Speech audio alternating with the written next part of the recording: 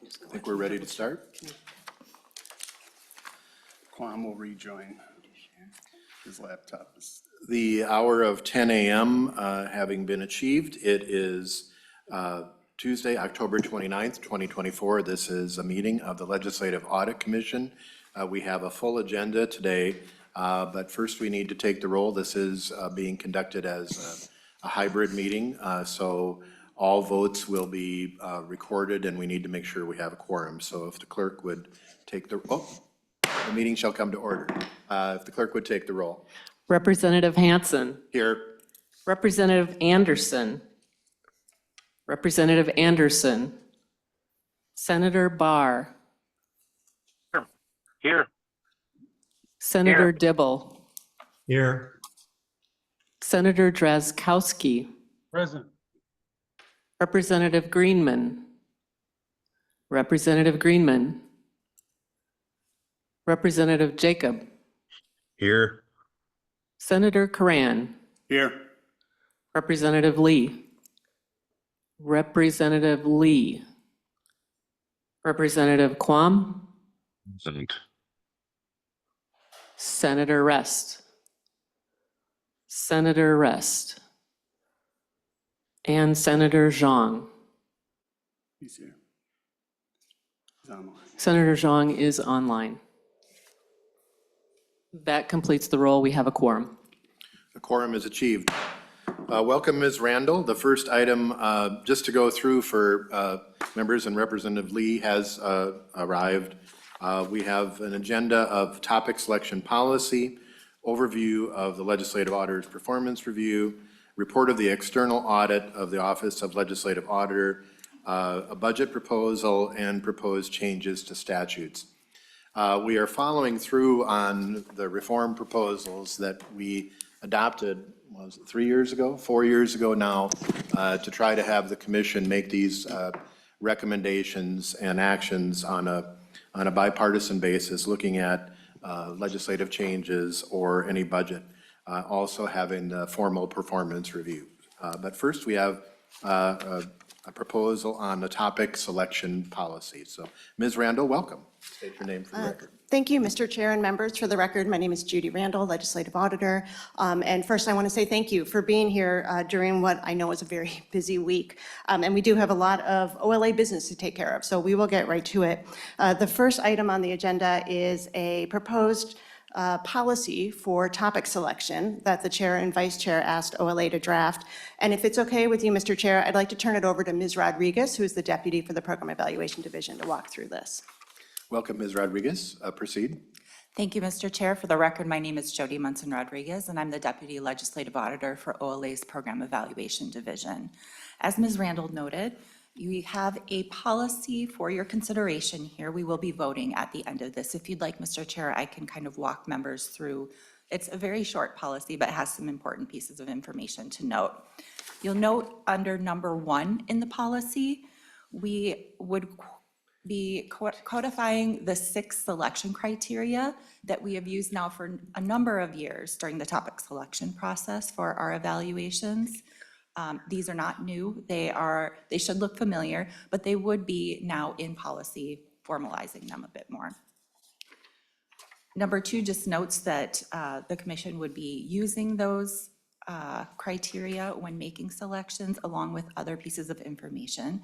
And then I think the crux of it is really in number 3. So in number 3, we would be dedicating at least 2 of the usually about 6 evaluations per year to specific types of evaluations. Under 3A, one of the evaluations would focus on at least one board, committee, or council, so one kind of a smaller board or committee. And then the second one would be at least one follow-up to an OLA program evaluation that was completed at least 10 years ago. So short and sweet, but if you have questions, I'm happy to answer them. And members, Senator Karan and I had asked the Legislative Auditor to prepare these criteria because often when we do the topic selection, the hot topics rise to the top, and our role overall for state government is to make sure we're being comprehensive, and so the idea of, we actually had proposed, I think, and implemented about 10 years ago, making sure we were looking at a small agency to make sure they weren't forgotten. And then also the proposal to look at the ones that we had been at before to see if they've implemented their recommendations. Is there a motion to adopt the topic selection policy? So move. Representative Lee moves. Members, are there any questions? Mr. Chair. Senator Cran. Thank you, Mr. Chair. And so, yeah, I agree and support the motion that we have before us today.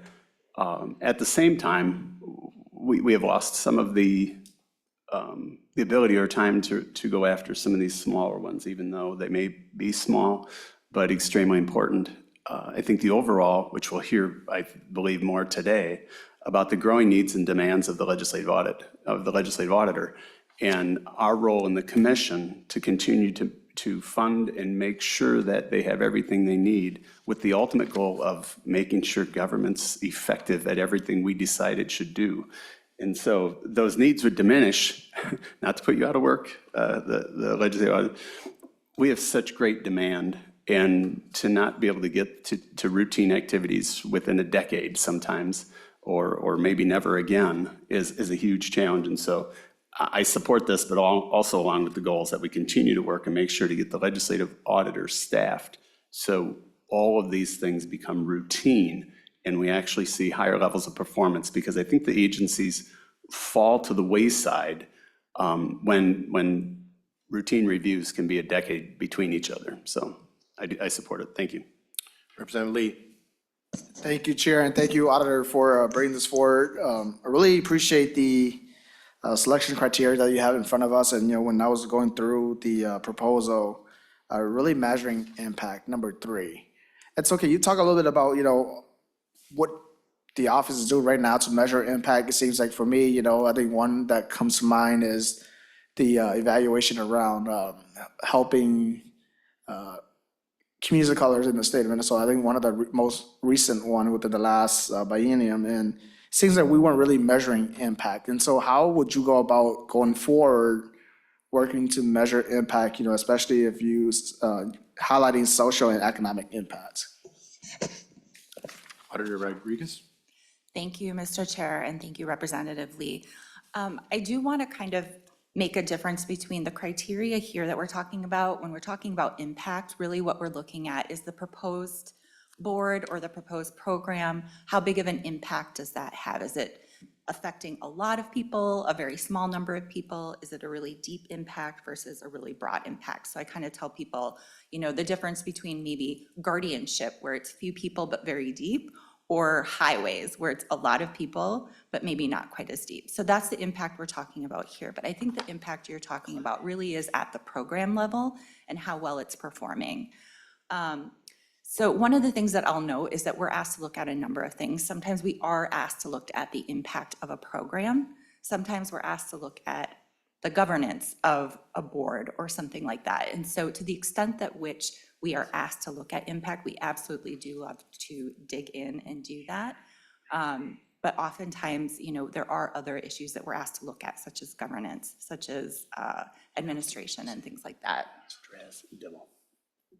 Representative Lee, follow up. Thank you, Mr. Chair, and we really appreciate the answer. I think that it'll be good, when the office is meeting with members to really talk through the scoping of the different topics so that we could actually, flush out with the scoping that, we actually want to measure, whether that's the impact of the programs, for the state of Minnesota or the amount of people that we are reaching. Thank you, Chair. Senator Drazkowski and then Senator Dibble. Thanks, Mr. Chair. I just have kind of a general question. Part 3 on the policy proposal, proposed policy, really kind of limits or structures further the direction that we're going to be taking in order to reach these decisions. What would it take to deviate from those if certain circumstances come forward that I can't really come up with an example right now, but certainly we're tying our hands, at least partially. What would it take to revoke or to change direction from this if this is adopted today? Director Randall. Thank you, Mr. Chair, and thank you, Senator Drazkowski, for the question. So this is a policy that the Audit Commission would be adopting, and so any change to the policy would have to be adopted by the Audit Commission. So it would have to go through the same process of discussion, review, and approval to make a change. Senator Drazkowski. Thank you, Mr. Chair. Thanks, Ms. Randall. I don't really see the need for number 3. I guess, can someone flesh out what that need is for? Director Randall. Thank you, Mr. Chair and Senator Drazkowski. My understanding of number 3 is to ensure that OLA has a touch across all of state government. The smaller boards that are reflected in 3A often don't get selected by the Audit Commission. Occasionally they do, but often what gets selected are the things that are making headlines or are particularly controversial in that time. And not to say those aren't important, but when we don't look at these smaller boards for decades, there's often some serious things that we can find there. And without being directed to look at them, our office simply just doesn't get there and take a look. And we have had a couple of really powerful and meaningful evaluations or special reviews or audits when we are able to throw some resources that way. So dedicating one to those smaller entities, I think could be really useful. The other thing I'll note is that those boards are often entities that license lots of professions. So they actually have an impact on a large number of Minnesotans, but they don't often get the dollars, so therefore they don't get the attention as much. Regarding 3B, that's really an effort to see if folks are actually implementing the recommendations that they say they will after an evaluation comes out. It's looking at how have those changes been implemented, and then looking to see if 10 years later those recommendations are still the right ones or if further changes need to be made. So, these are policy decisions for the commission to decide, but from my point of view, that would be the benefit of having these in policy. And Senator Drazkowski, I think the process of how this could work is, we have about 100 members and the public submit between 100 and 120 proposals. And the staff break those down into categories, generally by the agencies. What I would see happening here is that they break down, here are the smaller agencies, pick within those that are recommended by the normal process. And then also for the others, note in that when we do the narrowing down, note it has been more than 10 years since we looked at this one. So you still have that intake process. So it's coming in from both the public and from legislators, but you would have that additional information in terms of making sure that we are reaching one that has been looked at before and those smaller ones that may not have been looked at for a long time. I hope that helps describe the process. Senator Drazkowski. I think it does, Mr. Chair. It just seems to be confining. 3B, Mr. Chair, I'd like to move to amend 3B by striking 10 and inserting 5, which will accomplish the same deliberate effort to consider those that we're looking at in 3B, but be less confining and allow people to consider, allow the commission to and the staff to consider items that happened before 10 years. 10 years is a long time to be waiting, and I would expect if there's an evaluation that we want to go back and see if the agency's actually doing what they said they're going to do, 5 years they should be doing something. Comments, Auditor Randall. Thank you, Mr. Chair. Senator Drazkowski, I agree. I think changing it to 5 would still accomplish the intent here. Senator Rest, did you want to discuss Senator Drazkowski's amendment, or should we come back to you?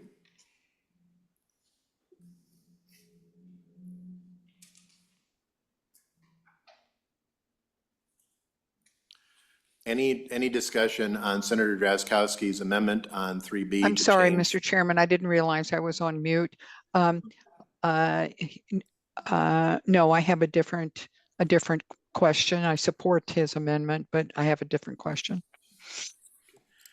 Why don't Mr. we Chair? proceed on discussion on Senator Drazkowski's amendment? Mr. Chair, Thank you, Mr. Chair. I think I agree. I don't think the amendment changes our overall intent. Having at least having people understand, you do a pretty good job already at showing us a historical perspective of when the last time these have been reviewed. 10 years maybe out there. I could live with 5, and I would support that amendment. Representative Quam to the amendment. yes, Mr. Chair. Too often we see something pop up and there are recommendations. I think having it at 5 would allow us to, in a reasonable amount of time, come back and visit things and see how they've been fixed. And so I also support the amendment. Any further discussion on the Drazkowski amendment to move 10 to 5? Any further discussion? The clerk will take the roll. As to the motion at hand, Representative Hansen, Aye. Representative Anderson, Aye. Senator Barr, Aye. Senator Dibble, Aye. Senator Drazkowski, Aye. Representative Jacob, Aye. Senator Karan, Aye. Representative Lee, Aye. Representative Quam, Aye. Senator Rest, Aye. Senator Zhang. Senator Zhang. The motion passes. There are 10 ayes. Amendment adopted. Senator Rest to the amended motion. Mr. Chairman, my question is about something else. Okay. I mean, no, I'm sorry. We've already, I'm confused. We've already adopted the motion to change it to 5 years. My question is, I'm curious about why this process is stated in the forms of questions rather than a policy statement. For example, in number 3, impact, are significant social and or economic impacts involved? And so what if the question, the answer is not rhetorical, I'm assuming, and the answer may well be no, they aren't. Neither one, something else. Am I understanding that correctly by not making it a dispositive, declarative statement of what the policy is, and that it is only determined by answers to those particular 6 questions? What is the intent of changing or of making it something, a question about policy, as opposed to stating what the policy should be? Auditor Randall. Thank you, Mr. Chair. Senator Rest, thank you for that question. I believe you're referring to what's presented on the slide, and that is Yes. simply how those topic selection criteria are presented on our website to help explain it to the public. The policy, for example, on number 3, impact, states the breadth and depth of social and or economic impacts related to the program activity or issue. So in the policy itself, it's not stated as a question. Okay, that was confusing to me based on the document that I read as a draft of the policy. And then in your presentation as it being a question. So with regard to impact, the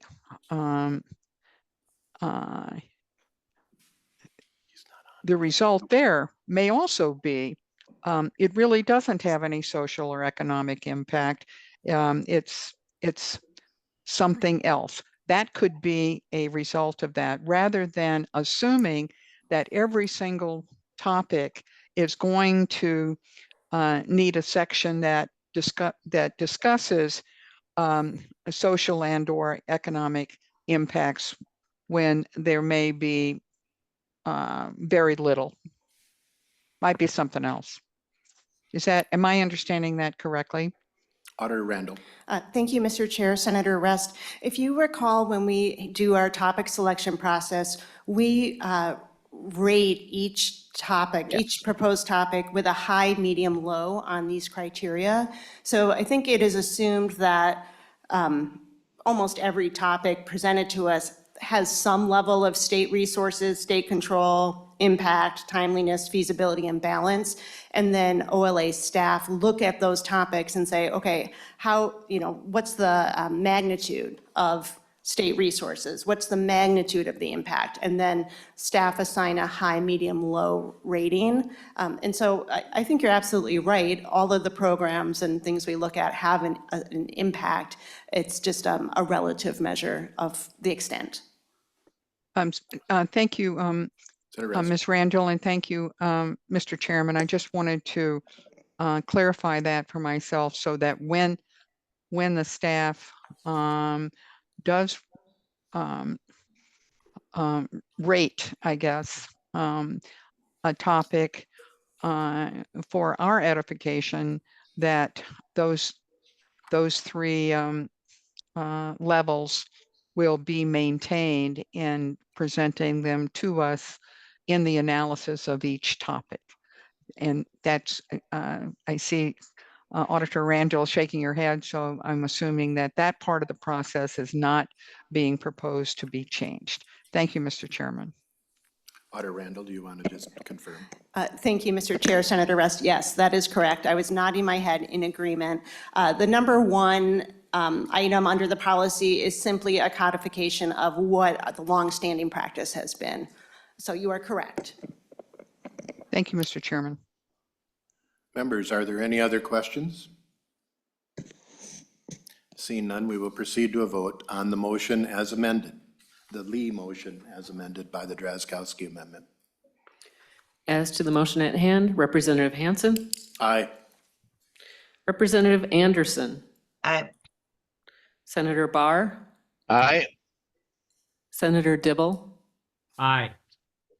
Senator Drazkowski, Aye.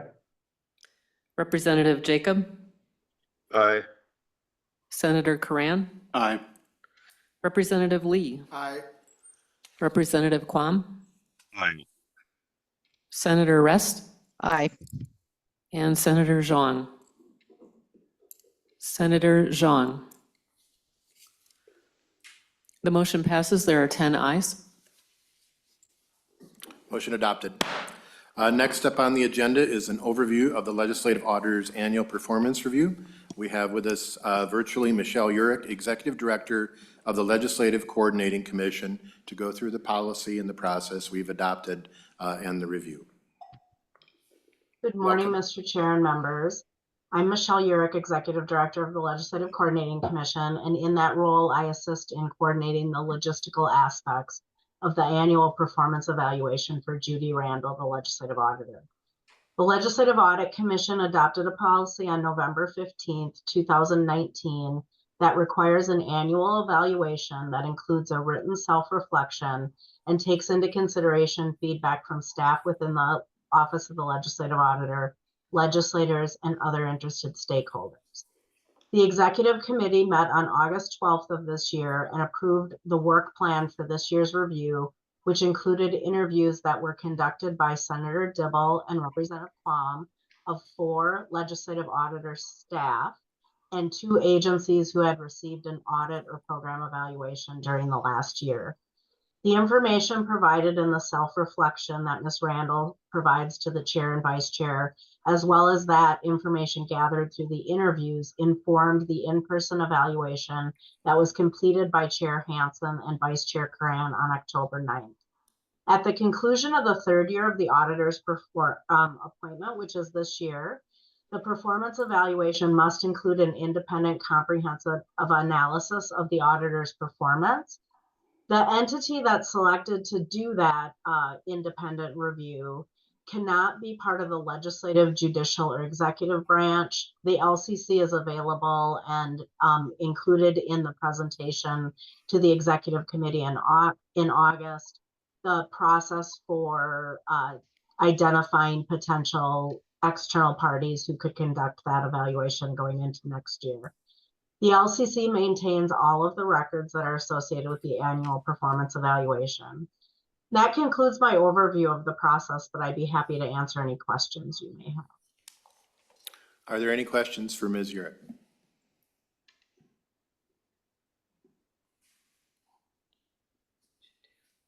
Seeing none, Senator Cran, do you want to summarize? No, thank you, Mr. Chair. And so for the public and everybody involved, 2019, when we enacted the policy, many of these activities occurred, what we're discussing, the performance review, the future needs, and those things that are important to us. But there was no coordinated or organized structure to properly evaluate and outwardly seek input on the performance and the impact from the legislative auditor's work and their staff, and then to use it as an opportunity then, as we are today. I think this hearing alone is a result of activities that didn't occur in the past. So the public understands, one, what we're doing, two, we're managing the resources effectively, but three, that we have a comprehensive conversation about what does this organization look like, what's the work that's performed, what are the needs, tracking the trends. And so we can manage as a Legislative Audit Commission in a public light this entire process. And so it is the legislative auditor is the only eyes and ears the legislature has to do the work that you'll hear more about for the rest of the meeting. And so that's why this is important. So we're at the midterm review. We've completed our performance review. All the feedback and response that we read through and looked wonderful. The legislative auditor and her staff have performed, at least from all of the peer reviews and all the feedback, at the highest level.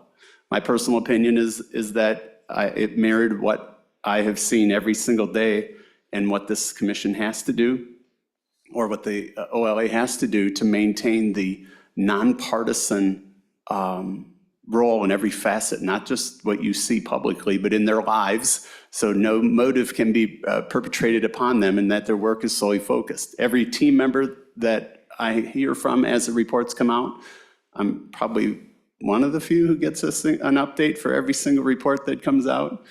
The staff, they're very dedicated, a different kind of breed of work employee, and we need to keep them empowered and performing at the highest level and supported, because as government moves on, the critical things that get missed are typically investigated, or whistleblowers are leading in the special reviews, and all of the volume of issues brought and put on their table today are growing faster and faster. And so if government performs at a higher level, we would maybe diminish their role a little bit, but that's not going to happen for the near future. So the legislative auditor in their work and the staff that we've seen is nothing but professional, and we've heard that across the board. And so I think citizens should be extraordinarily happy on the work they're doing. And I think, again, for me, this is a favorite role, serving on this Legislative Audit Commission, and see the work that they've done is vital. So thank you, Judy, Ms. Randall, sorry, and your entire team. And we would expect that to continue in the future. So thank you. Representative Quam or Senator Dibble, would you want to make any comments on your process?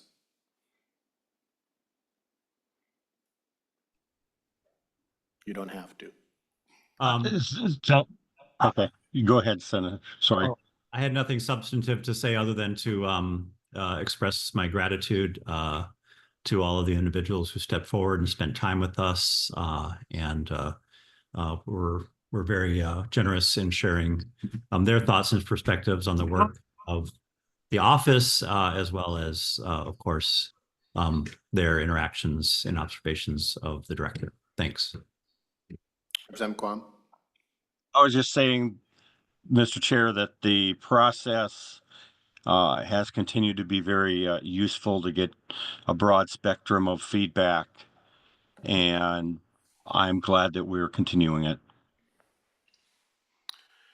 And Ms. Urick, the actual performance review is considered non-public, is that correct? That's correct, Chair Hansen. And Ms. Randall, we did ask, and you've provided for the commission relating to communications. We had proposed a suggestion of hiring staff, a communication staff like other entities have, like the state auditor. And maybe I want you to respond about the memo that's in the packet, and then overall any comments you have regarding the audit or the performance review. Thank you, Mr. Chair, and thank you, members, for the opportunity. First, I want to say thank you to Mr. Chair and Mr. Vice Chair for meeting with me and discussing the past year. I find those conversations very, very useful and insightful. I will also say that anything I do, any positive feedback I receive is merely a reflection of the team at OLA. The team at OLA is kind of an incredible group of people who are smart and dedicated and professional and absolutely nonpartisan and who really believe in the mission. I always say our only bias is good government, and I'm okay with that bias. And I just feel really lucky to get to work with the group of people who are there. With respect to the request that you all made, you asked me to look into bringing forward a budget proposal to get a external communications specialist, somebody who could help us interact with the media, perhaps stakeholder groups, perhaps other external folks. And I had a number of conversations with leadership following that request. And we talked about kind of where our skills are and maybe where we could use some help. Any of the leadership or directors or managers at OLA, I strongly believe are skilled at making presentations and interacting with agency leadership and the public on a regular basis. But I think the area where we don't have as much experience, frankly, is in working with the media. We estimated that collectively across the entire office, we probably spend, I think in the memo I said 30 hours annually responding to media requests. Honestly, I think that's generous. I think it's less than 20 hours a year across everybody at OLA responding to media requests. And so it didn't feel prudent to me to bring forward a budget proposal to hire somebody to handle that. I want to reiterate that OLA does not conduct press conferences. We do not issue press releases. We do not initiate contact with the media or the press. And I worried that if we brought on somebody whose expertise was that, we'd start to find ways to use them in ways that aren't really congruent with our role, which is simply to provide information to you all and to the public about how government is working. So in the memo that I've provided, and it's posted online as well, I said, I'm not going to bring forward today a proposal for a budget to add that staff person, but rather I'm going to pursue some training for media training in particular, but also perhaps other external communications for the folks who engage with that the most. And I've already made some comments or contacts and have some meetings set up to get that going. Thank you. And Ms. Randall, that would be, we would have the funding for that in the existing budget, and it could occur right away, is that correct? Thank you, Mr. Chair. Yes, thank you for adding that. Yes, our budget is already sufficient to pay for that type of training. And also, if as things go on, we feel we actually do need to have somebody more on staff or more available to us, we will look into hiring a consultant for that. And we have adequate funding right now to cover those costs. Just added. Senator Dibble. Thank you, Mr. Chair. And thank you, Auditor Randall, for your assessment of the idea. If I'm not mistaken, just a question and or a suggestion. I don't want to get into executive committee business here and or get into a suggestion anyway that I want to oversee your management and and your decisions. But if I recall correctly, just as you've recently hired an HR director, you brought on a second general counsel. I think in the work plan, there's a plan to hire a communications person, handle some of the kind of more standard communications functions of the office around helping generate the reports and the web presence and some of those sorts of things. A thought might be that that one of the skill sets you look for in this person is some of those externally facing kinds of communication. So you have that at the ready, on hand, not necessarily a spokesman or a Slack or anything like that, but it's just a thought, because I certainly think the idea that you have of bolstering your skills and the skills of your management team in interacting with the media is a good one. But there is media isn't just about responding to reporters when they call. There is a more externally facing aspect to the work you do, as evidenced, of course, by the fact that your reports are public and you've got an internet presence. You have a function in which you take input from the public, you invite input from the public, et cetera. So the ability for the public to better understand the role of the OLA vis-a-vis the public and the public's interests, not just an internally focused entity that's responsive to the legislative branch. So that's just a thought and an idea for you. Auditor Randall. Thank you, Mr. Chair. Thank you, Senator Dibble. I think those are great comments and ideas, and we'll definitely look to bolster those skills and look for people who have those skills as we continue to add to our team. Thank you. Representative Anderson. Let's be quick. I want to thank Auditor Randall for being fiscally responsible on this issue. But also, one of the negatives of having any kind of a PR person or anything is that it could look more political. And I think, frankly, the fact that I think it's working right now. And the fact that, the auditor maybe isn't, has a press person and isn't, that those sort of things is actually good for this agency, because we can't be political. We can't be, that will only could serve to have negative ramifications. So I think it's great the way it's working. So thank you. Members, any other questions? Rest. Senator Rest.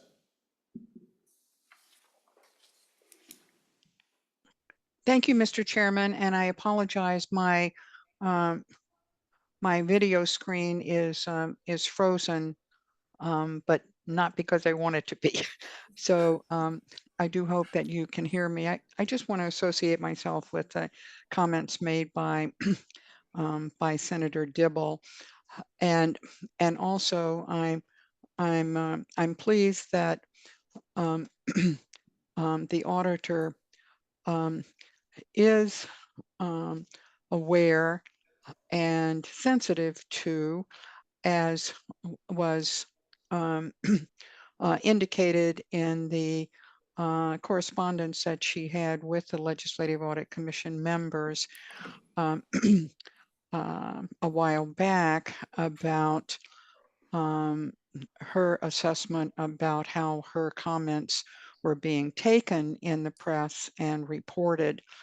And as she indicates, she has a very smart staff, highly professional. It doesn't mean that necessarily that they are media savvy, as are many of us legislators. Don't deal with the press on a regular basis either, and we have and we consult with other people if we believe something is important enough to make a statement about. And it occurred to me that the results of the evaluations or in the report themselves, and that a response to some inquiries can simply be the report stands for itself. Read the report, and rather than feeling a necessity to make additional comments, whether you're getting advice from a consultant or from your own staff, that the reports are generally very detailed. They are footnoted, and they express findings and recommendations. And it seems to me that that is what the press needs to amplify findings and the recommendations that are made by the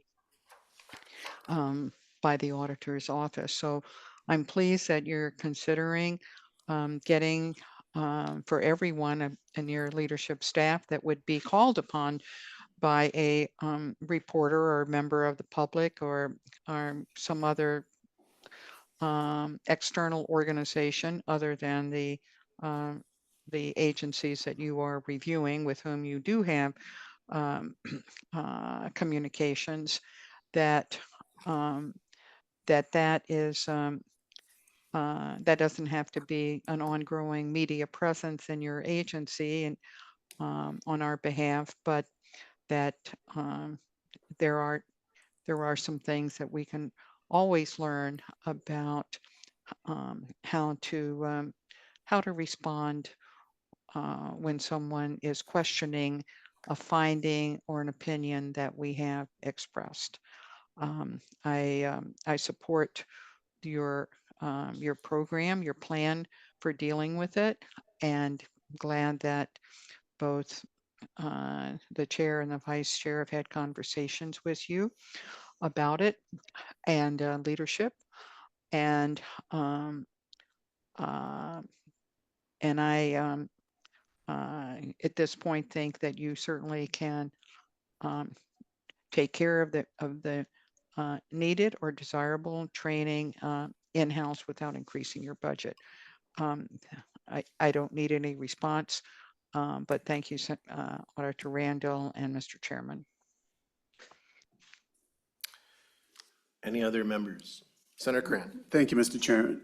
And so, Ms. Randall, could you cover, I think it relates to, Senator Dibble did a good job at describing it in the conversations about communications is where this came up. And so not necessarily from a PR public perspective, but your need to have additional, or the time you spend in making sure every forward-facing communication is accurate, understandable. And so I think, right, I don't think that's been covered yet as relates to the need to beef up that section, whether it be through training and or additional staffing, not a traditional communications PR person role, but for all of the forward-facing elements by which you deal with every day. So if you could just cover that piece of it, I think it would be helpful for everybody in the conversation. Auditor Randall. Thank you, Mr. Chair. Senator Cran, thanks for the question. And you're anticipating one of my slides coming up later, but I'm happy to discuss it now. So one of the positions that I'm happy to say we have recently filled, and this person will be starting next week, is a communications specialist, more of an editor, to help us review our reports and our drafts and our memos and our letters. And we're going to be talking more about all of the communications we produce over a year. And the Audit Commission and the public sees honestly a very small piece of that. It's really just the tip of a very large iceberg. And so we have amazing staff internally who do an excellent job at the end to proof it and format and do all of the really nitpicky things that make our reports look really good. Before it gets to that stage, however, we go through an extensive review process. And it is not uncommon for me personally to review each draft report 3 to 4 times. So I don't know how many of you have read one full report from us, but I can tell you that I have read each of them 3 or 4 times at least, in draft stage, in next draft stage, et cetera. And I think staff are probably sick of my edits and revisions, which really run the gamut from missing commas to making sure the findings are supported, to making sure it's objective and neutral and the language is correct. And so frankly, I need a little help because I'm busy most of the day, so my weekends are taken with reading these draft reports, which I'm happy to do, but I think it would also benefit the office to have somebody else's eyes on that work and also to help provide some training. My goal is that we maybe get to 2 drafts per report rather than 3 or 4. Don't forget, our staff come to us from a lot of different places, a lot of different training and experience. Some folks have had a lot of training in writing, and some haven't. They're experts in other things, and we need them to be experts in those other things. So they're not necessarily experts in writing. So that is the staff support that we've just brought on board starting next week, and I'm really hopeful to see how that helps all of us. Any other questions? Doesn't look like it. Auditor Randall, thank you for your performance during the last year. Thank you for the work we're doing today and making preparation for the future. So next up, we have a report on the external audit. We often get asked who audits the auditor, and we actually have auditors of the auditor that are not part of the auditor, but are external to the auditor. So we have Chris Knopik, Principal, and Troy Gabler, Manager for Clifton Larson Allen, who conducted an external audit of the Office of Legislative Auditor. Welcome, and if you could proceed. Please introduce yourself for the record. Thank you very much, Mr. Chair. My name is Chris Knopik. I'm a principal with Clifton Larson Allen, and this is our first time working with the Office of the Legislative Auditor, and I think you summed it up. We're the auditor of the auditors. So I brought with us today Troy Gabler, who is a manager with CLA, and him and I are going to go through the brief presentation that we have on the screen in front of us. Proceed. So what we are going to go through first of all is just some required communications. We'll go through some actual audit results, and then we also have just a couple of slides on some financial results for the legislative auditor, and then just a couple of items at the end to wrap it up. So as far as the audit goes, we do have required communications that those charged with governance are supposed to receive for all external audits that we provide. First one is that we have reasonable assurance, not absolute assurance as to the financial results that are in your financial statements. Absolute assurance means that we audited 100% of your transactions. That is not feasible, both a time and a money constraint on that. So auditors go off the idea of having reasonable assurance as to your financial results. We also want to have that reminder that an audit just naturally includes accounting estimates as part of the financial statements.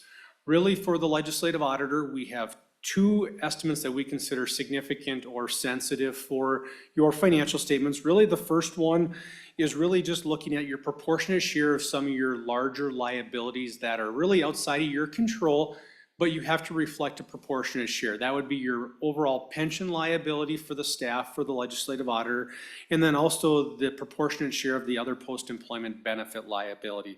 These are very small pieces of very large liabilities that are out there related to the state of Minnesota as a whole, but auditing and accounting standards require that we do have to show a proportionate share within your financial statements. And then really the last one is just the useful lives of the long-lived assets, so equipment, buildings, office space, those types of things.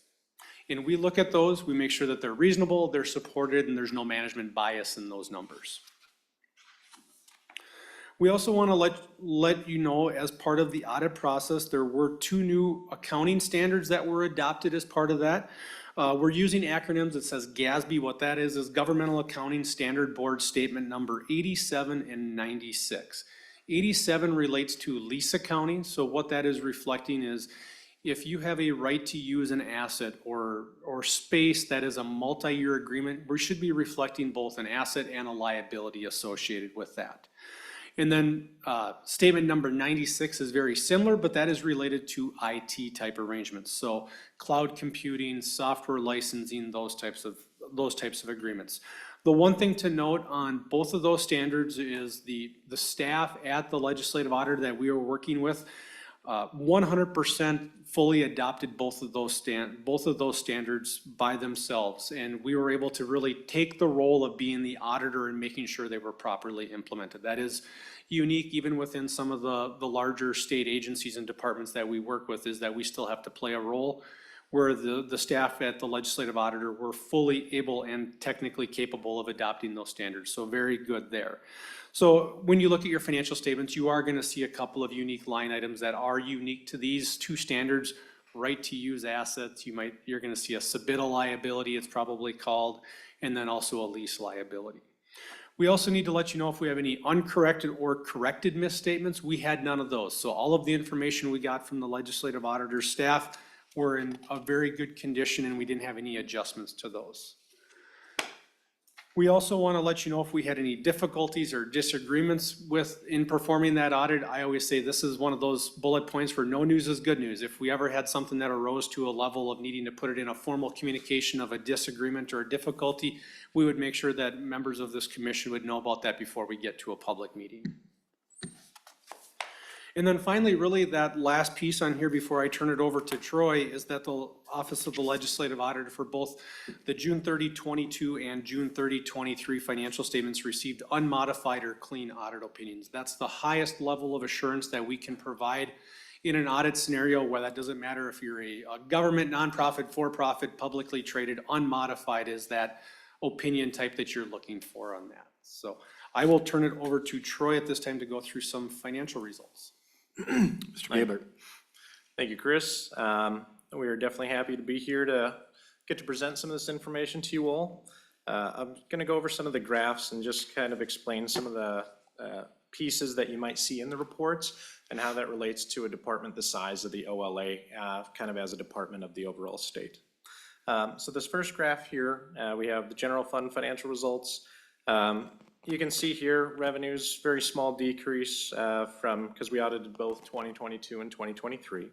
About 1%, expenditures decreased about 2%. So you can see as the income coming into the department went down, the expenditures did as well. Certainly that's due to the budget and how you guys are funding the department. Restricted fund balance there, one thing to note there as well, that is decreasing. That changes essentially based off your budget each biennium. And so you are well aware of what the needs of the department are, and that may change from year to year. And as long as you're able to kind of meet the needs of the department, as you were just discussing earlier, that may not be as key of an indicator as you'd have at other departments or the state level. One piece on that is, why is it called restricted fund balance, is because for this department, it's funded essentially all through state statutes. You guys essentially are appropriating money to them.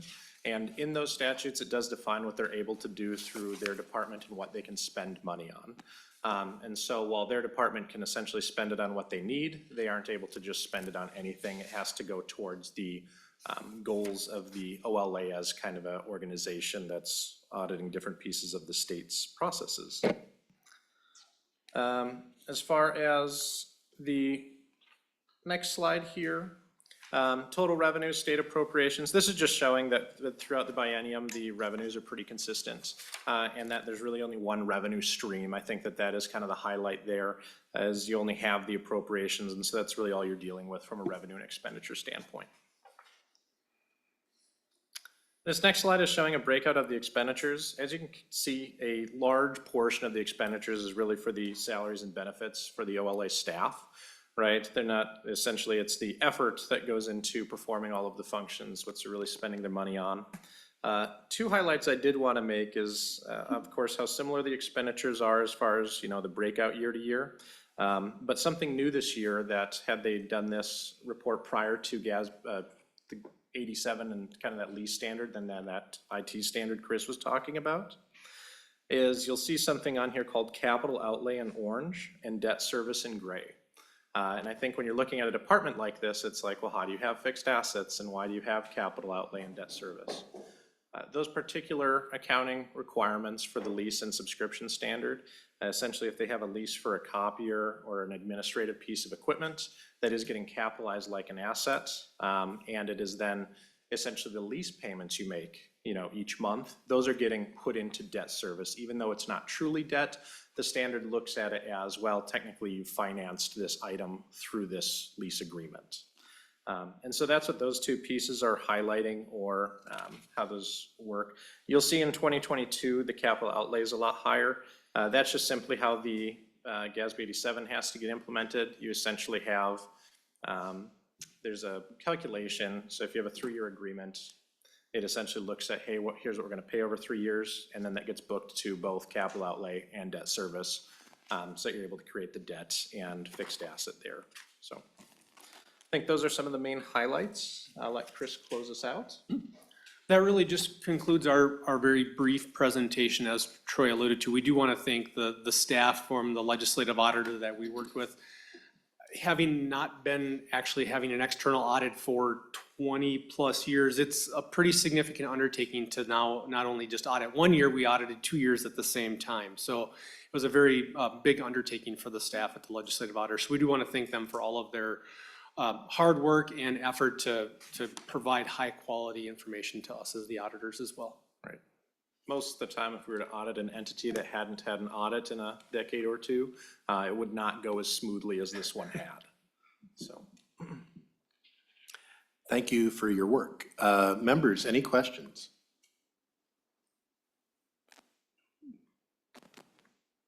Seeing none, thank you again for your efforts. Thank you. Next up, budget presentation proposal, Auditor Randall.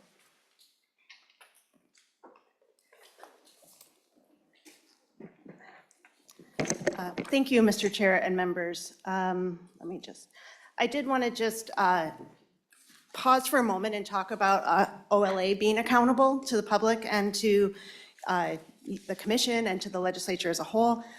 So as the folks from CLA who were really excellent, and we were really happy to work with them.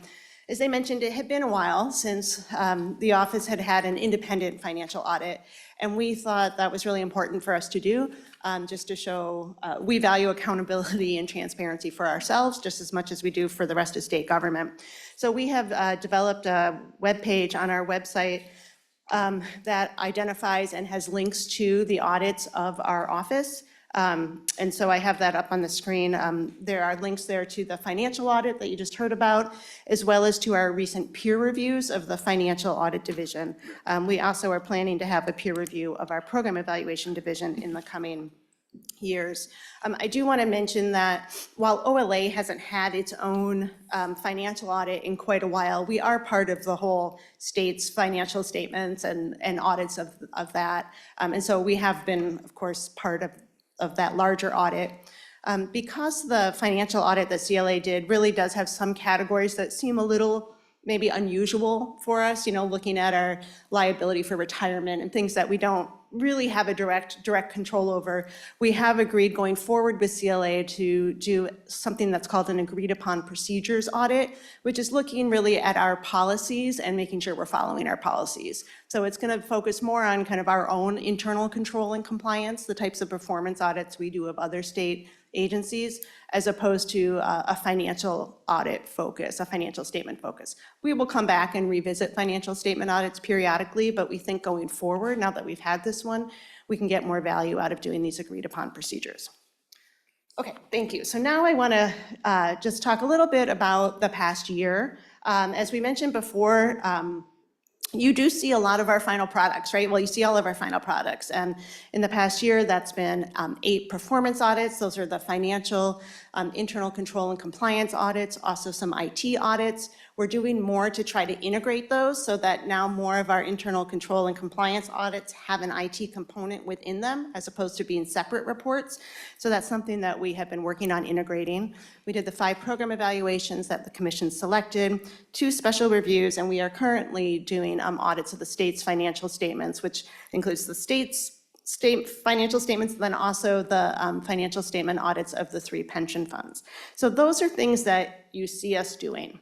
But there is a lot that happens at OLA that you don't see. And we talked a little bit about it before when we talked about reviewing draft reports.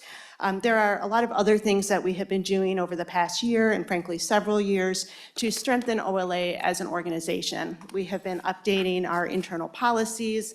As Senator Dibble mentioned, we have hired an HR director who is now full-time HR for the staff.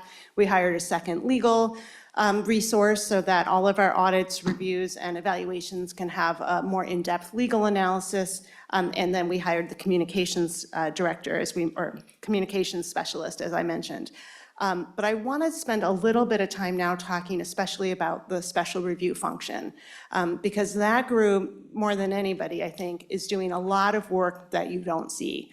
You really see those 2 final special review reports that we produced this past year, but the amount of work that's happening underneath by a team of 4 is really staggering. And so I have asked Ms. Tyson, who's the director of our special reviews unit, to share with you some of the work that that team does. Do you want to flip? Sure.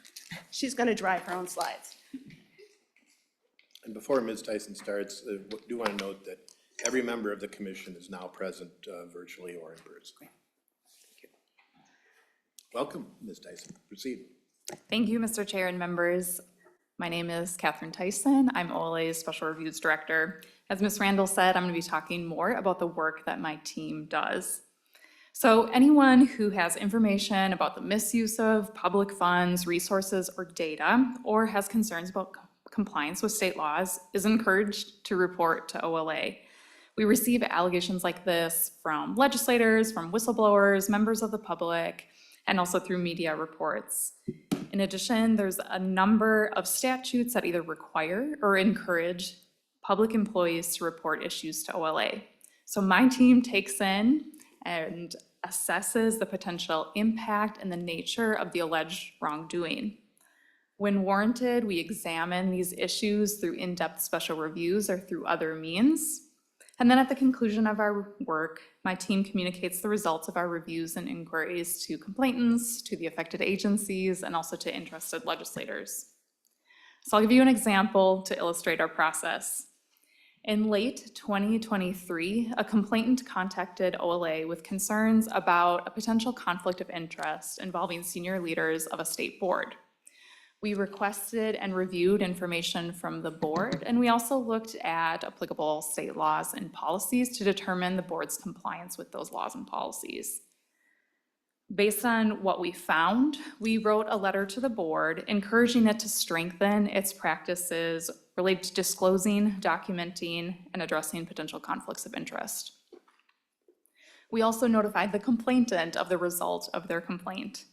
And over the year, this general process occurs dozens and dozens of times, each time addressing a new and unique issue. In fact, the total number of allegations and reports that we have received has been increasing for several years. The chart on the screen shows this trend. As of mid-October of 2024, we had surpassed the number of allegations and reports received in all of 2022 and currently on track to exceed last year's total amount sometime in the middle of next week. Looking at the data another way, this chart shows a steady increase in the rate we have received allegations and reports. Again, as of mid-October 2024, we were receiving on average 9 allegations or reports per week. So what does this increase in numbers mean for my team of 4? This means we're conducting more and more preliminary assessments. Preliminary assessments are essentially an assessment of each allegation or report that we receive in order for us to make an informed recommendation to OLA leadership about how, if at all, to move forward with the allegation or concern. They involve, or we review materials submitted with the complaint, we review laws, we review policies, other information. We also analyze financial data and sometimes conduct interviews. The increase in numbers also means that we're conducting more communications, which I'll be talking about in the next slide. And frankly, there is just simply more work that we could do to promote accountability, strengthen legislative oversight, support good management, and enhance program effectiveness. So to give you a sense of how much we communicate with complainants, state agencies, and legislators, I tallied up the official communications my team has sent so far this year. In the first 10 months of 2024, my team has sent or made over 450 official communications related to issues received since January. These communications include letters, phone calls, and emails acknowledging, receipt of allegations or reports. And they also include communications telling complainants or state agencies what we did in response to the complaint or the report. When we determine that no OLA action is necessary, or if the issue is outside of our jurisdiction, my team prides itself on always providing resources to complainants so that they can pursue their issue at the more appropriate place. We also directly refer issues to local, state, and federal government entities, as well as to law enforcement. And we frequently request information from state agencies in order to determine whether a deeper audit, evaluation, or review is warranted. Although our special review reports tend to garner legislative and public attention, actually the majority of the complaints and reports we receive don't rise to the level of a special review. But there are some instances when we need to dig deeper in order to determine whether there's a risk to the state of a possible misuse of resources, program mismanagement, or non-compliance. Sometimes these limited scope projects, which we call inquiries or limited special reviews, can be about taking an independent look at an already strong process and providing some recommendations to further tighten that process. And it also could be about conducting the research necessary to inform legislators about really complex government programs or policies. And then sometimes the findings that we have from these limited scope projects prompts financial audits or topics to be put on the program evaluation list.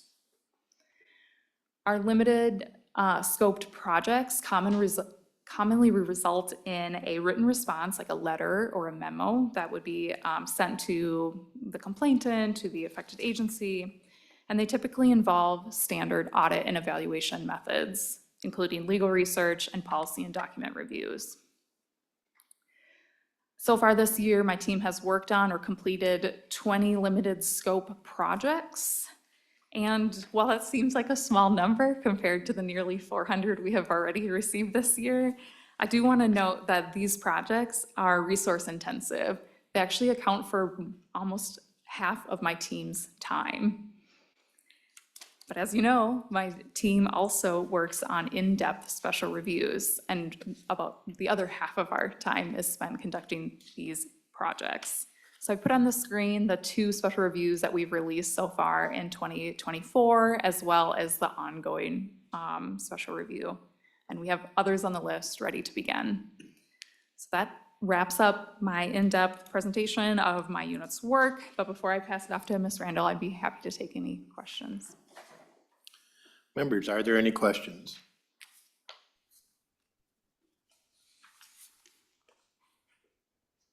Ms. Tyson, just in Senator Dibble and then Senator Drazkowski.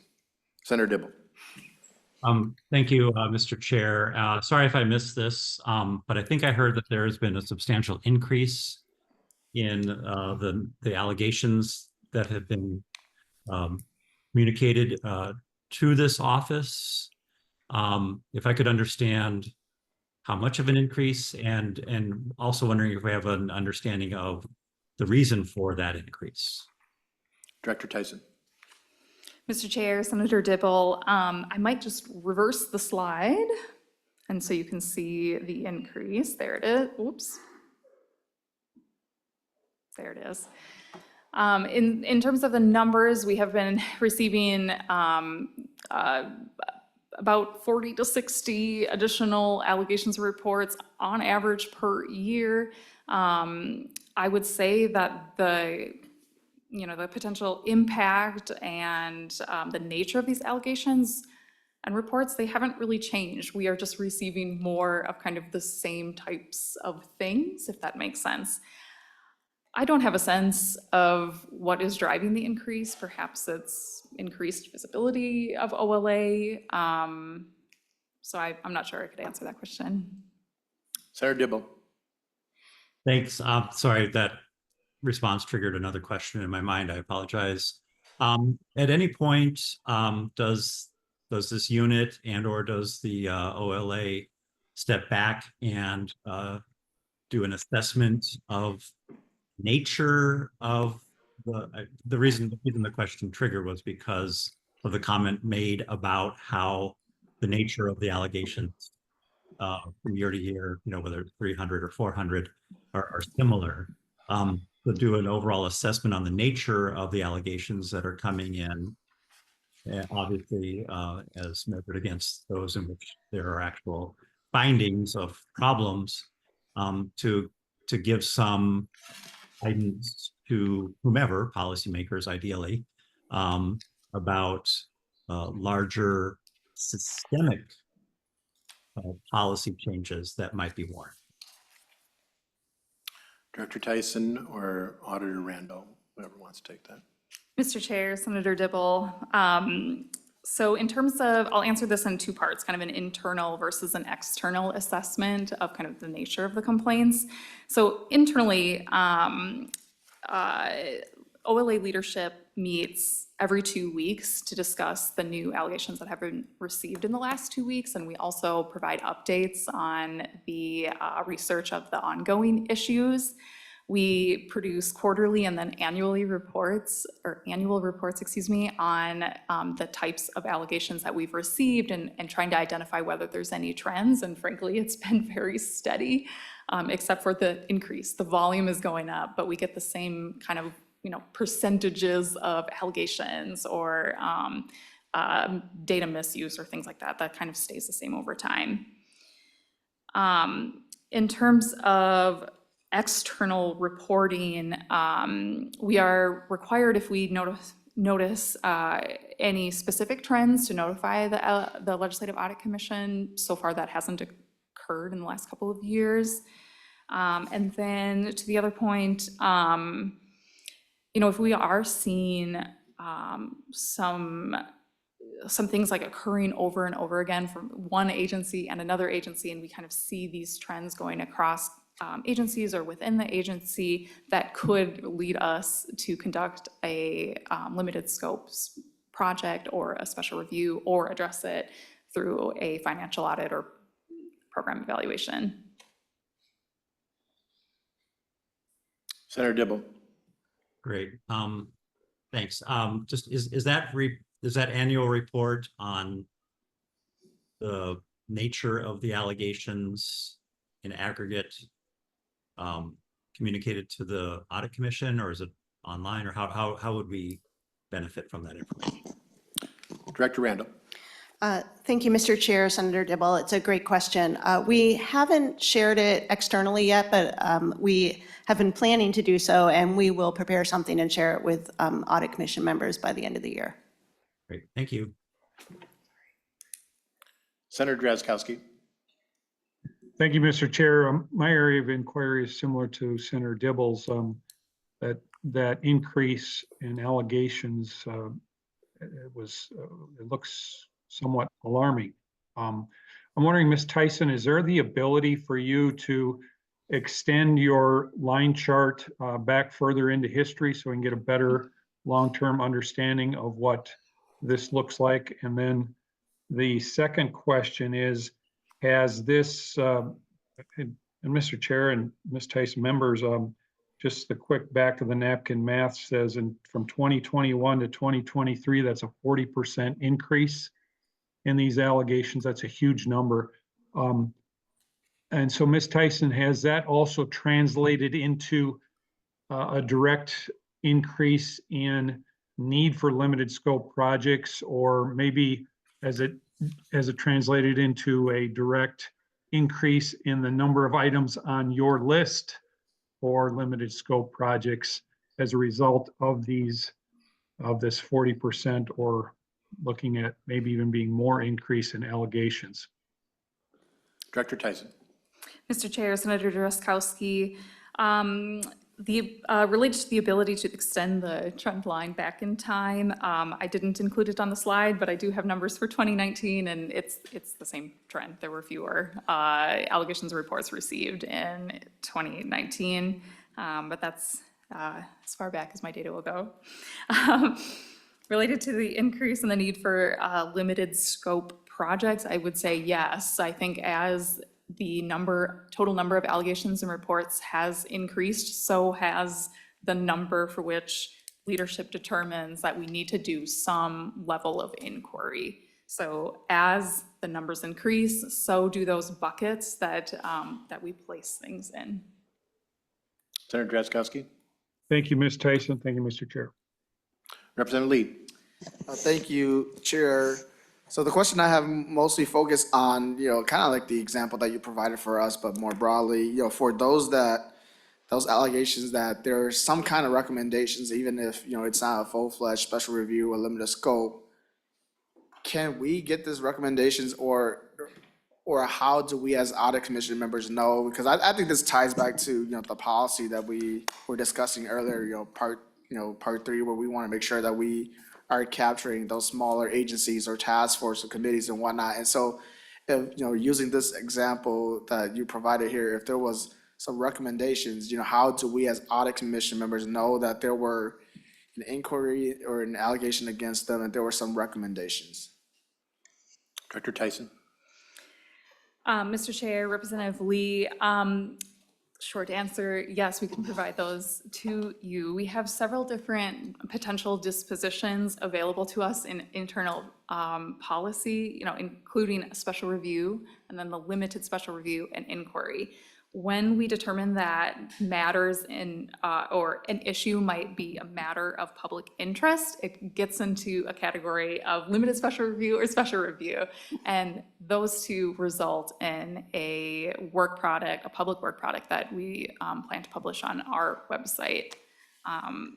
We could certainly do some additional summary information to the Legislative Audit Commission as the commission would see fit. I would also mention that at the end of the year, along with the kind of updates that the Program Evaluation Division produces, we have started and will continue to do those types of updates for the full, large special reviews. Representative Lee. Thank you, Chair. And I think, the last piece is just more, not to put more work on you and how you interact and interface with, members of the commission and the legislature, but I think it'll be good if we could find some balance of, I think that it is crucial that, if there are allegations out there, you have provided some recommendations that even notifying that, hey, there's something here, like there's some recommendations. And if we want to take the, deeper dive, then it is on us as individual commission members to look into it. But if not, then at least we are notified and aware that, there are recommendations out there so that, if we do as, individual members or members of the legislature that we want to pursue something, that we could take a look at that in depth in our own capacity. Thank you, Chair. Auditor Randall. Thank you, Mr. Chair and Representative Lee. I really appreciate those questions. And one of the things you'll see as we work through the slides is there's some proposals we have to some revisions in language. And one of the proposals we have is to authorize OLA to conduct follow-ups on our special reviews. So whether or not you all want to do follow-up to the recommendations that we make to agencies, we would have the authority to do that. So I do think having that follow-up and that ongoing accountability is important. So just in general, I'm using rough numbers here, roughly 400 requests for a special review, or 400 complaints come in, generally complaints, I'll use broadly. And of those, you have to respond to all of them, and 20 of them, then we'll dig a little deeper.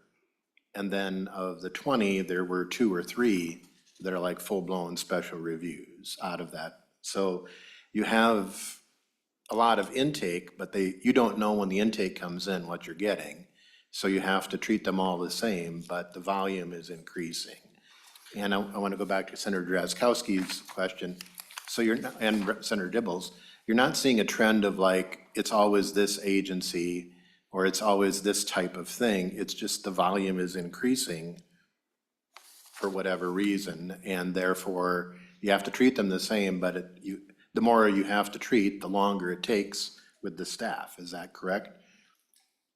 Ms. Tyson? Mr. Chair, yes, that is correct.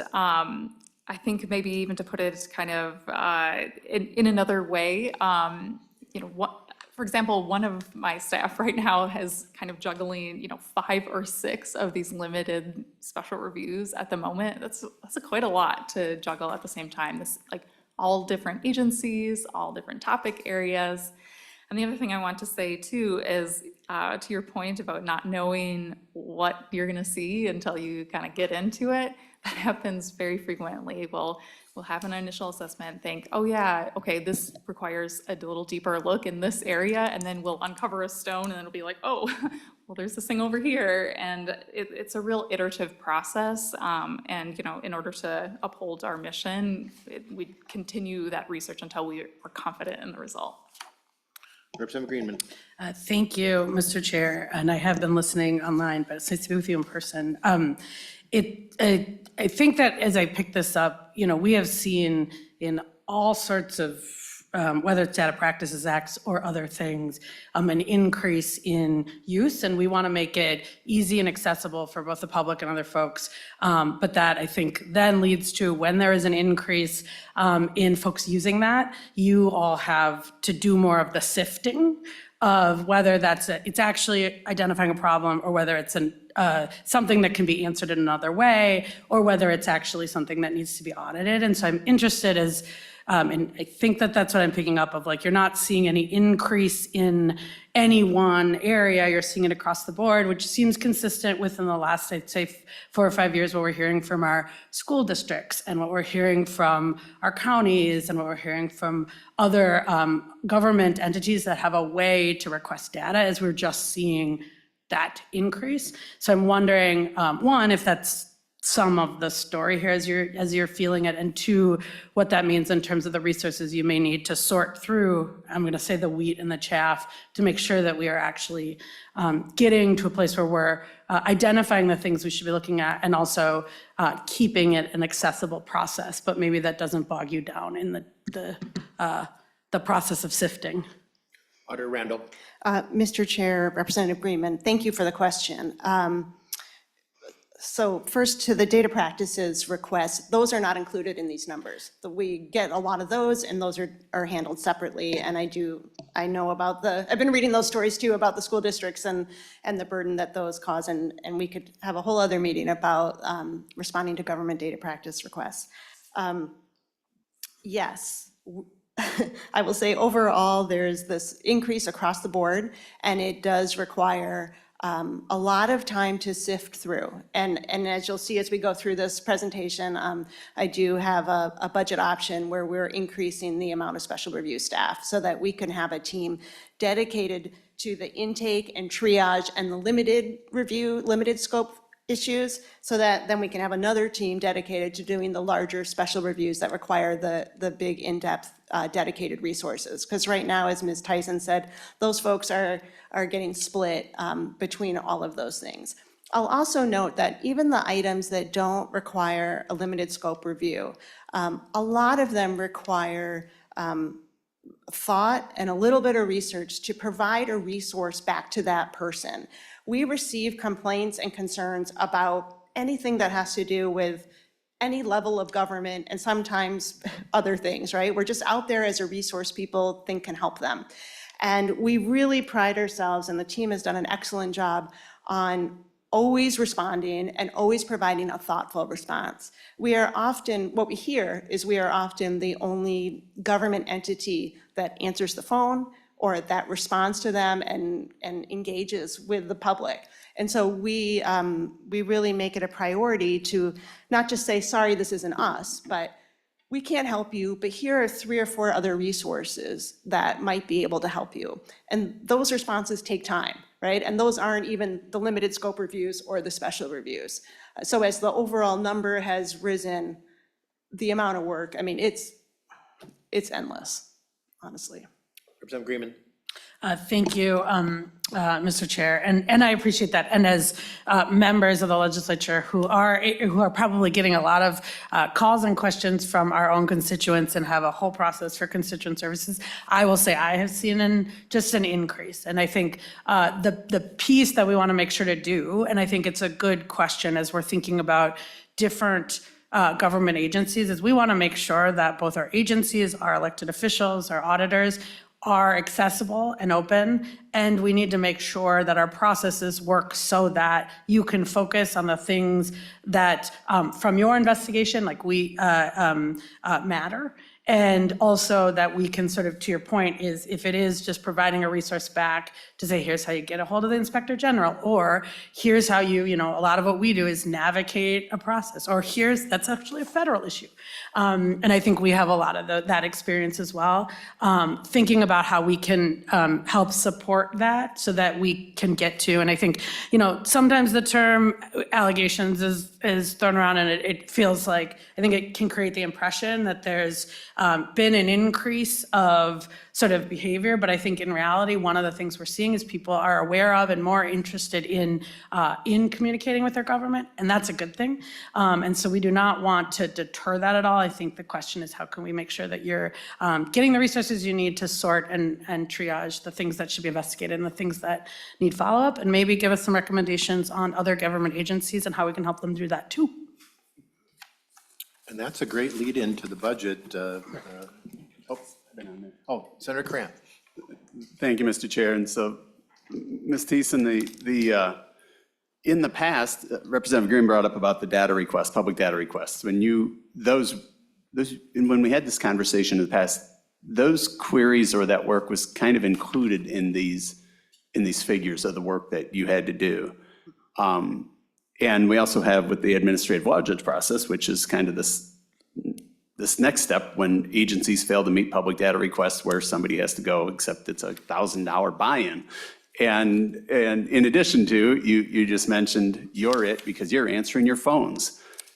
All of these are symptoms of the agencies not providing the service. I think that's one of the levels, or one of the increases, is because they're just not getting anybody to answer their calls. And we know some of them, I've worked with you as well, that I think they not only do they do get sometimes the answers from an agency, but they don't like them. And so then you're the next available resource to try and have a grievance heard, because there are very few alternatives for a citizen. So I think partly you get it out of hopelessness and helplessness.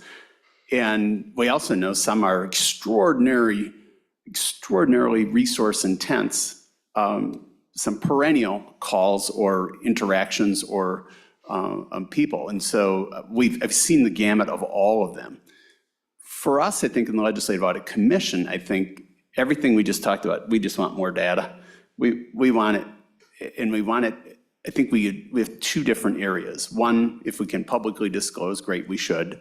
The work that you do, the types of queries that you get, the allegation for us, I think, in order to legislate, I know I've seen the report which shows that many, in fact, I think a couple hundred requests come from agency employees who are required to report in allegations of misconduct or whatever that is. It would be really good to understand, and especially for the public and all of our members, what are those that are derived kind of organically through the public, that are a non-government employee, those that are a government employee, and the types at a high level of what the allegations are. Those categories would help us start to measure over time if there are truly any trends besides you just getting buried in more and more requests.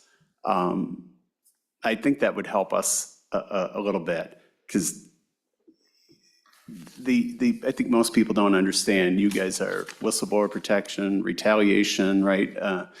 You provide anonymity for them, but it'd be good to understand where they come from and kind of the high level nature of it. And so I would like that we kind of get that report in this review process on an annual basis, so we can see those. I'd also like to see those queries that you get that are public data requests.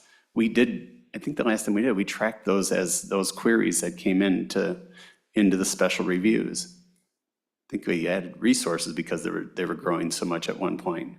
So I think that's what we're all trying to ask for. How do we break that down? Be sensitive of the nature of the types of requests, yet provide us with enough information that we can continue to act upon on our own as a legislative body to know where these issues are. And like everything else, you are likely limited to further detail and research just because of resources to do further deep dives as we've seen just in our standard program reviews, that one of your staff finds 4 or 5 other paths, but because of lack of resources and time, are not able to explore. And they either rule them out as improper action within an agency or theft of services, whatever that is. So we are very limited. So I think if we could get to that where you could share that and bake it in on, you already have the data, you're already doing it, you guys know it and live it. It's a matter of, can we get in that digestible form for us on a regular basis? So thank you. Sounds like a good report for the organizational meeting in January. Auditor Randall. Thank you, Mr. Chair. Senator Coran, yes, I think it's a great idea, and it's something we can absolutely provide for members. Thank you. I know we're at time, so I'm going to try and go through real quickly, if that's okay with you, Mr. Chair. Proceed quickly. Okay, so I want to talk a little bit about, sorry, as I get to where we were, there we go, where we have been over the past several years. This is a graph that shows OLA staff over the past 5 years, and you can see that these numbers have increased, which is a great thing, because I think a big reason for this is staff retention.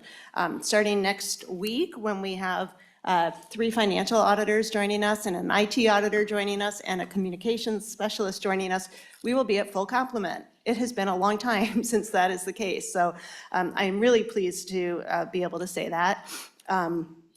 Part of this is because of the support from the legislature and the Legislative Audit Commission in helping us grow our salaries so we can be competitive with other state governments. And then I like to think part of it is also because of all the work we've been doing over the past several years to really strengthen the organization.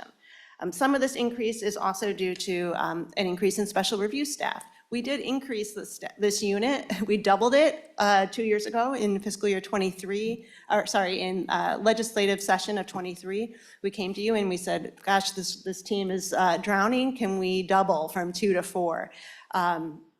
So, you know, we're still drowning, but I did want to acknowledge that the legislature has supported an increase in the past of the special reviews unit, also in some IT auditors.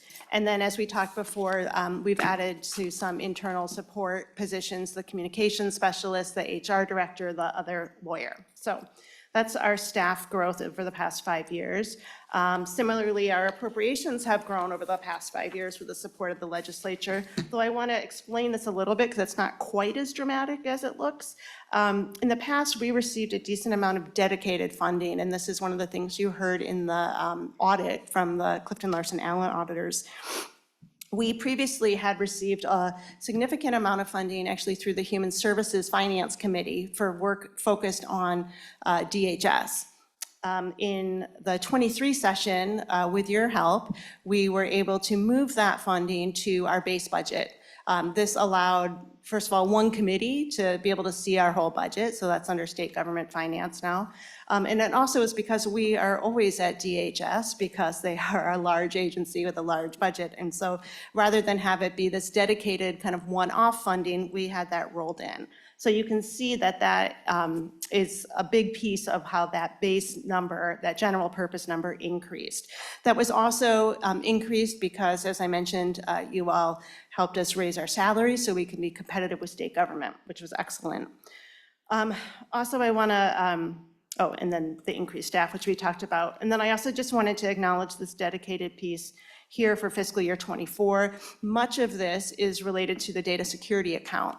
As you may know, when organizations purchase bulk data from the Department of Public Safety, they pay a fee, and a little portion of that fee was siphoned off to go to the data security account, which was allocated to OLA, but never actually appropriated to OLA. So that money was building in that account, and we didn't have a way to access it. During the 23 legislature, you all appropriated that money to us, and so that resulted in kind of a chunk of almost $700,000 that had been collecting to be released to us. We anticipate around $250,000 annually to be generated through that fund that comes to us, and we use that for our IT audits. There is also some other dedicated funding related to Met Council and some other interests that we have received over time. So that's kind of where we've been. So now to quickly go through some budget options that I just want to present to you. The first one is status quo. No change. We would maintain our current base budget of $11,526,000. The difference between the 26 and the 27 fiscal years is simply the inflation and insurance adjustment that MMB suggests we do. But basically, option one is just keep us at our steady state. We will be able to maintain our current complement of staff, and we will make do. Option two is to add 4 special review staff. I think we've probably talked enough about why we think we need that. But again, this would be to allow Ms. Tyson to have a team focused on the intake and the triage and the limited scope reviews, and then to have another team actually focused on those larger special reviews. Option 3 is in response to legislative interest to simply increase OLA's capacity more generally. So this is adding for other types of staff, whether it's financial auditors, program evaluators, or some mix thereof. And then option 4 is going for broke and adding 8 staff across the 3 divisions. So those are the 4 that I wanted to present to you all today. I don't know if you want to have discussions, if you have questions, if you want to take any action to endorse anything at this point, or you just want to think about it and I just keep going. Mr. Chair, that's up to you. Auditor Randall, when is our next scheduled meeting? Thank you, Mr. Chair. We don't have one scheduled right now. I do know that we will have a number of reports that we plan to release later in November. And so it is possible that we could have a meeting to hear those, or we can always schedule another meeting, Mr. Chair. Auditor Randall, I think if I'm remembering last year or the prior year, you presented the information, and then we had a subsequent meeting for the budget where we adopted it, so it was out there in public. I'm willing, Senator Cran, to call a meeting in I agree. late November, early December. You've explained this, we can have those discussions and then come back for action. I also want to get done by noon, so maybe the same, if you could go through, if that's okay with the commission, I would open it up of scheduling a further meeting so we can digest this. And then if you could talk about proposed changes to the statute, and we would schedule a meeting for the budget and for this as well, but getting it out in the public so that it can be seen. Thank you, Mr. Chair. I think that sounds like a great plan. So then let me move on to some proposed language revisions that we would like the commission to consider. The first 2 are related to special reviews. So the first change we're proposing is to establish the special reviews team as a division. So have it be in law the same way the financial audit division is and the same way the program evaluation division is. Our special review function really started as kind of an adjunct to our financial audits, which that language gave us the ability to conduct investigations. And then over time, it got recognized as an actual standalone function in 2019. And then since then, it has really grown, as we've discussed. So we think establishing it as a division really helps to acknowledge the importance of this work and the amount of the workload it takes at OLA. Of course, doing this would mean we would have a deputy of the special reviews division as opposed to a director, and of course, that is something that the Audit Commission would approve. We also, along with that, would like to do some tiny tweaks to the language to authorize OLA to conduct special reviews in 2 specific areas. One we talked about earlier in response to Representative Lee's question, which is authorize OLA to conduct a special review to conduct a follow-up to a previous special review. This is the same language that we have for our program evaluations. This would allow us to do that also for special reviews. And then the other piece here is to authorize OLA to conduct a special review regarding compliance to any legal requirement. Right now, the way the law is structured is it's only for finance-related legal requirements. There are four areas right now that authorize, where we're authorized, to conduct a special review. And they're laid out, it's, a legislative request, it's a law related to certain financial related requirements, it's related to conflicts of interest, and there's one I'm forgetting. Oh, just to fulfill a legal requirement. So if you pass a law directing us to do it. So this slight change would broaden it to allow us to do a special review related to any legal requirement. And let me give you an example of where this comes up. We have received complaints related to a board, and the complaints are either that the governance of the board is not compliant with law, or that the way the board handles complaints is not compliant with law. But those aren't finance-related complaints, right? And so unless a legislator asks us to conduct that special review, our authority there is not quite clear. And so this would allow us to have authority to look into those types of special reviews. Okay. I'm going to keep going. Yeah, Okay. proceed. Okay, thanks. So the next category is related to data access and classification.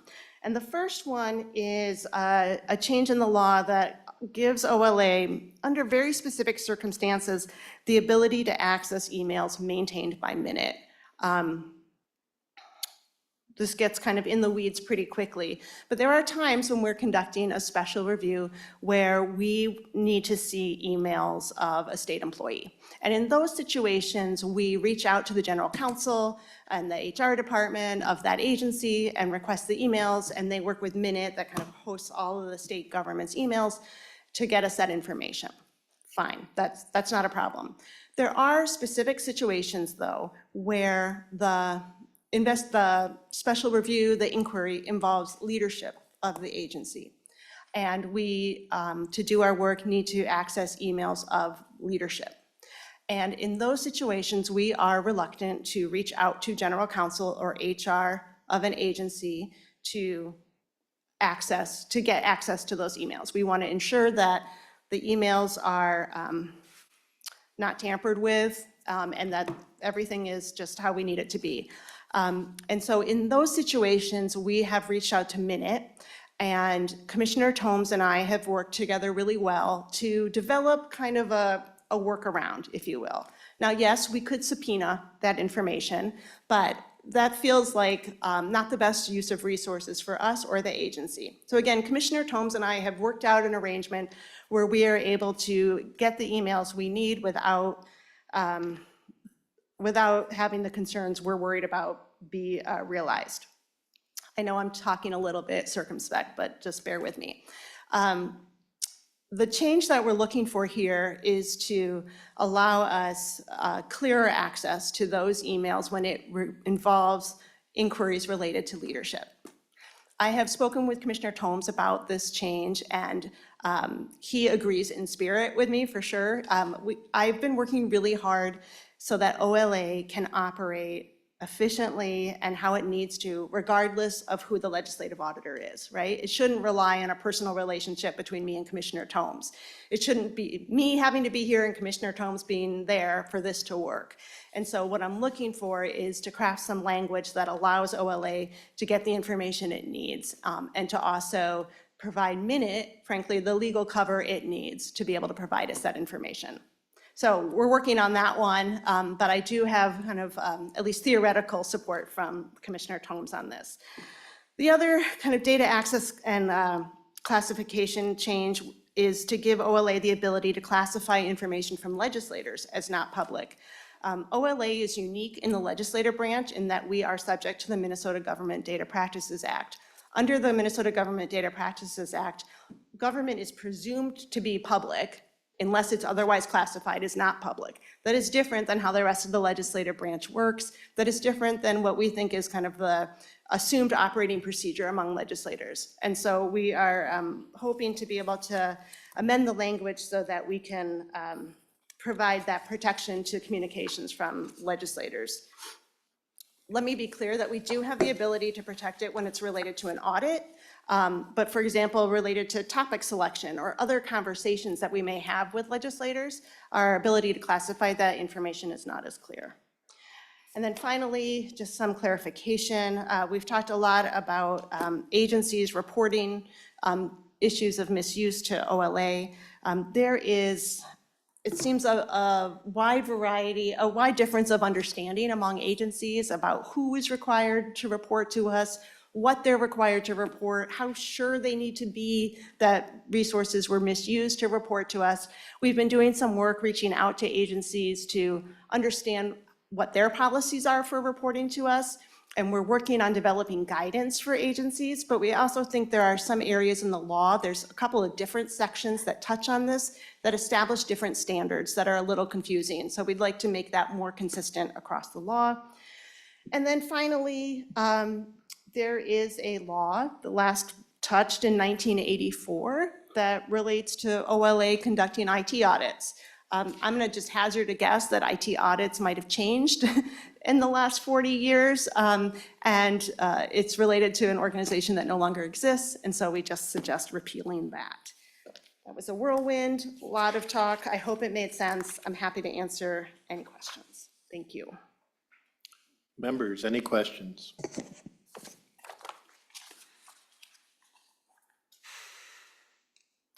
Seeing none. Draz. Oh, Senator Drazkowski.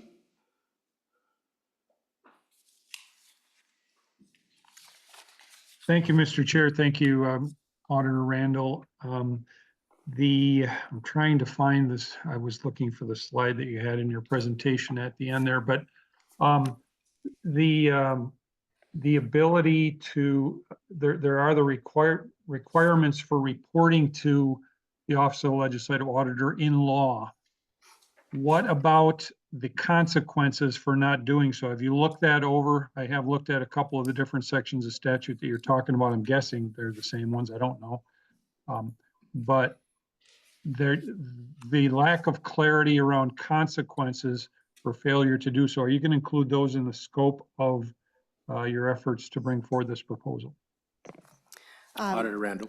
Thank you, Mr. Chair and Senator Drazkowski. Thank you for the question. I'm certainly open to doing so if you think that is the right thing to do, and I'll set up a meeting so that we can talk further about that. Senator Drazkowski. Thank you, Mr. Chair. Thank you, Auditor Randall. Representative Greenman. Thank you, Mr. Chair. And just a quick question on the stuff, because we just spent so much time talking about the Special Review Division.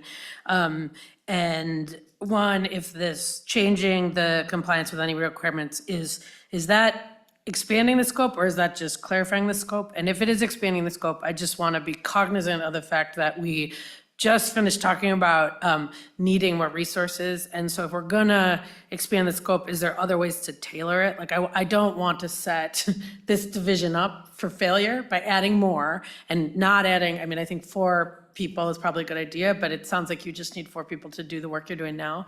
So just sort of in how this fits in the context of the conversation we just had. Auditor Randall. Mr. Chair, Representative Greenman, thank you. I think that's a very insightful comment, because you're right, it could set us up for doing more work. My expectation related to the follow-ups are things that would definitely be in the limited scope area. For example, last year we released a special review on hometown heroes, where we found that the Department of Public Safety had not been doing adequate grant oversight of a nonprofit organization. In fact, they are going to be recovering some funds from the organization. We think it'd be prudent in a couple of years to be able to go back to that organization or go back to DPS and do a limited scope of kind of, let's see the changes you've put in place, show us evidence of, X, Y, and Z in terms of grant management. It wouldn't be a full scope review, so it wouldn't be too many resources, but you're right, it would take more time, and we would have to do the prioritization the way we do among all of the things on our list. So this simply gives us the ability to do it. It doesn't require it. Representative Greenman. I appreciate that. And I just think as policymakers, one of the things we should potentially be thinking about as the board is potentially that, like if we are expanding the scope and dealing with this work issue, is there more to do that we actually want to set some of those priorities? Because I think, I don't, want to flood you all with stuff. I also think it is our job as the commission to really provide some of that guidance. And so as we think about this, and I think we're gonna have some time, right, to think and talk about it, I think that those pieces to me work together in terms of if there is gonna be discretion or prioritization, what role does the commission play in giving either that guidance or that putting in statute? Representative Lee. Thank you, Chair. And a quick question, maybe we could have a further discussion in the later meeting. I'm just curious, on the budget option number 4, still having the 4 special reviews and 4 financial audit program. Is there any consideration for making, if we were to go with that route, 4 special review and none for the other 2 other divisions? Just a thought. I don't know if you have thought through this already, but I think that would be worthwhile since, we had that discussion earlier around the need for a special review. Thanks, Chair. Auditor Randall. Thank you, Mr. Chair and Representative Lee. What I will say is that we could use those staff in any of our divisions, including the special review team. One thing I want to make sure to do, though, is to grow, if we're going to grow thoughtfully and carefully. And so going from 4 to 12 is a lot, right, to contemplate and think about. And so I would like us to take kind of a measured and thoughtful approach. I think it'll also be valuable to look at the November forecast and see what we're working with, and so I really appreciate that we've had every member here for this meeting. It's work that has to be done, and we have more work to do before year end. So I'd ask members, look at their calendar. We will try to have a meeting in early December to deal with the budget and these proposed legislative changes so that work is completed. Talking with Senator Cran, that would probably be separate than a report hearing. So just to get the budget and these things done before year end. And it'd be helpful to have the November forecast so we know kind of what the capacity is for budgeting as well.